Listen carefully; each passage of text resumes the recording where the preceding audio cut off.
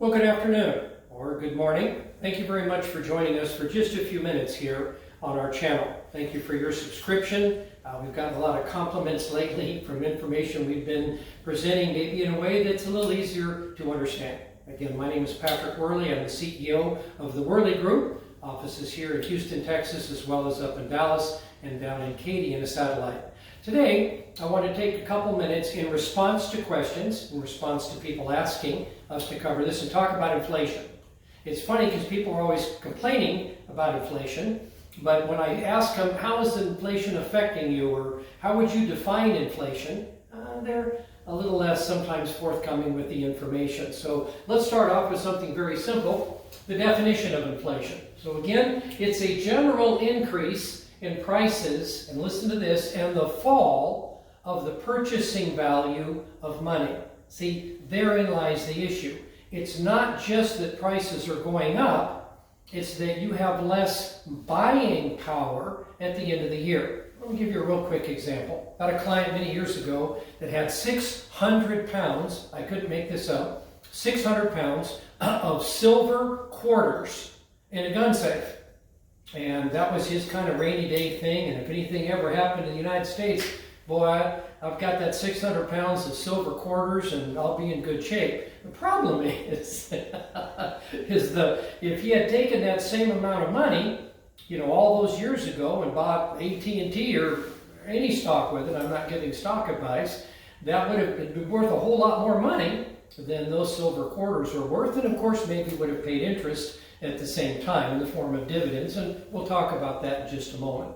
So again, now that we understand the definition of inflation, that prices are going up, and that's causing my dollars to not buy as much food in December of this year as my same dollars were buying in January of this year. So I'm trying to have it kind of make a little bit more sense. By the way, several presidents ago, we had a president who decided that he didn't like the way that we were measuring inflation. So he made some changes to that, and those changes are still with us today. And sometimes if we go back and measure it the way we used to measure it, it could be quite a bit different. Let me give you an example. I have the same bathroom scale in my bathroom I've had for years. My wife and I, we never changed that. But if she brought a new bathroom scale in other words, if she used a different scale to weigh me, and certainly weigh herself, and I was 10 pounds heavier on this new scale, it might not necessarily be that I gained 10 pounds. It might just be that the scale measures things differently. Maybe it's set or adjusted differently, those kinds of things. So that was kind of a blip in the radar screen.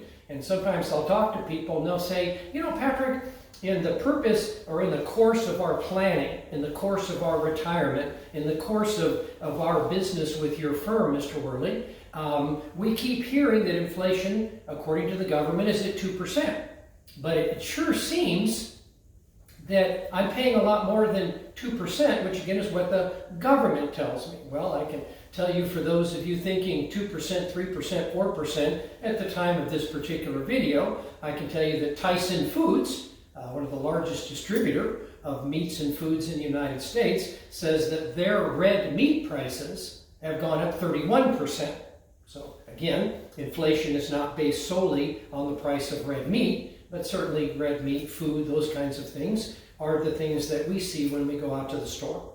By the way, I was recently in a grocery store. I haven't been in one for a while. My wife usually handles the shopping. She wasn't able to go that day, so I was sitting there looking at the meat counter, and I was looking at the butcher and looking at the meat counter and looking at the butcher and looking at the meat counter, and he finally looked at me and said, "Haven't been in a store for a while, have you, young man?" I said, "No, sir. No, sir, I haven't." He said, "Well, welcome to 2022. So again, inflation means that prices are going up, but what it really means is that $100 in your pocket is only going to buy $93 worth of goods and products and services, maybe at the end of the year. So now that we understand the problem and we understand that we can't control it, let's talk about it as the disease it is. The problem is it's silent. There's no giant billboard anywhere that tracks the fact that inflation is ruining your retirement, or certainly has the ability to. I mean, let's think if we have inflation at 10%, so the buying power, again, you have the same amount of money in your pocket. That's another thing that's kind of deceptive. You know, you call the bank in January and you say, how much money do I have? Mr. Wehrly, you have $100 in your account. So I call them at the end of the year and I said, hey, I just wanted to check on my money. How much money have I got? They said, good news, Mr. Wehrly, you still have $100. So I'm thinking, you know, in my mind, hey, I still have the money, but of course it doesn't buy, as I've already said, it doesn't buy what it was buying back in January. So there's some challenges because we don't think about it, we can't see it, and here's the next problem. It's very, very slow. The changes in prices are almost imperceptible. You kind of go in and you buy something maybe in January, and you go back in maybe in March or something, and you buy something later, and it's a little bit more expensive. It's not a lot more expensive, but it's a little bit more, and then a little bit more. It's like that old story about the frog. You know, you put the frog in the water, and by the way, that's not a true story. We tried that when we were kids, and it doesn't work that way. But anyways, the story is you put the frog in the water, and you turn the heat up just a little bit each time, and just a little bit, and eventually you're going to fry the frog or boil him because the change in water temperature is very small and imperceptible. That's the problem with inflation. By the way, let's say you retire today.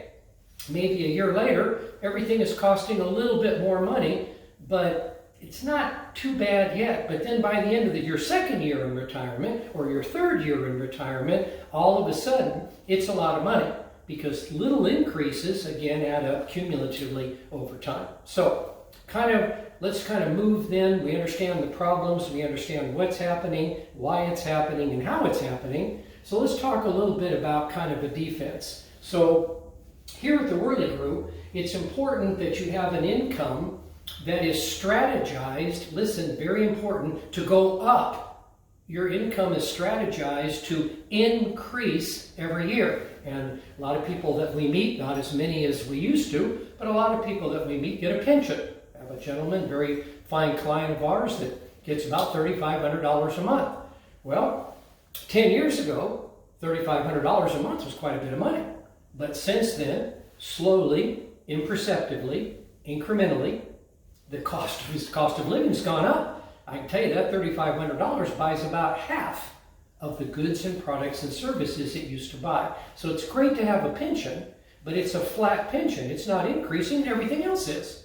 So you need to have a strategy. If that's the case, you need to have an income strategy where your income has room to go up every year. Again, not the easiest thing in the world to do, but it certainly needs to be done, and something, of course, we've been working on for many years. Number two, your wealth management needs to deal with things in such a way that the amount of money that you have is going up in value, and the amount of money that it creates, that it pays out to you each month, each year, also goes up. Again, that's not accidental. You can't just buy the best mutual funds and think, boy, hope everything goes up in value. It may or may not. There needs to be a strategy. There needs to be a test. There needs to be something that you can compare it to. One of the things that we've used at the Wehrly Group for many years with a lot of success is called an apples to apples report. You simply lay down your statement, your performance. We lay down our statement, the performance of our accounts, and we have a look and see what those differences are. In many cases, we might have been able to have a better performance measured side by side. Number one, to increase the safety and confidence in retirement, and number two, of course, to create again an income that incrementally goes up each year. And finally, we have your good friends at the IRS. Often when I say that, many people will say, well, I don't know what you're talking about. I don't have any friends at the IRS. But whether you do or you don't, taxes are and have always been the tail that wags the dog in retirement. Often we'll be speaking to a large group of people and we'll say, what is the single largest expense that you have in retirement? everybody will say the same thing. Mortgage payments, or some people may these days mention healthcare. Yeah, they're both wrong. When you look at your tax bracket and you look at how much money you're paying in income taxes, on a reasonable income each year, it's a lot of money. And we believe, we don't know for a fact, but we believe that that tax bill is going to be going up. So again, think about this. Inflation is going up, so the amount of money, the buying power of your money is going down. And then you've got taxes, which are removing hundreds and hundreds of thousands of dollars of your dollars every year, on top of the fact that the remaining dollars are buying less. Friends, it's a challenge. I mean, again, you're going to need some help. I'm sorry, but you're going to need to be able to sit down with some people that lead their industry. We like to believe that we're leading our industry because we listen, because we're listening to what the problems are. It's easy to find a solution. Hang on, we need to find out what the problem is. Many of you know I'm a United States Coast Guard ship's captain, and we move yachts all over the world when it's not tax season.